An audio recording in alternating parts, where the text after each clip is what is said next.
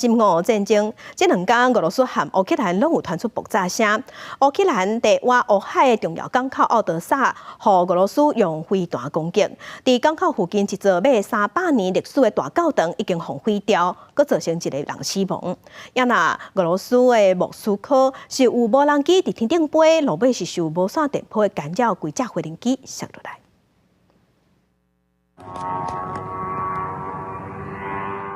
为附近民众用手机翕的画面，能听到真惨的扑来扑来引擎的声音。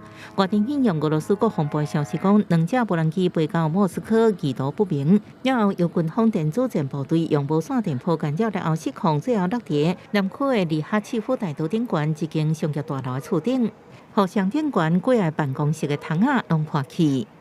Просто вот хлопок и все, ничего такого летящего не было.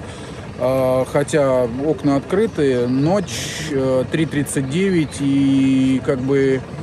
因为唔是主题区，佮唔是上班时间，所以无造成任何人员伤亡。除了地面由警方暂时封锁附近道路，俄罗斯外交部等单位指示天光了后发表声明，谴责乌克兰想要用无人机发动恐怖攻击。不过乌克兰并无对俄方的讲法做出反应。是甲欧美国家甲联合国教科文组织斗阵批评俄军用飞弹攻击奥德萨市区，主要造成面体损坏甲一人死亡。当地因讲是全球前10大之一，也是乌克兰上大的东正教堂，主显信仰主教座堂严重损坏。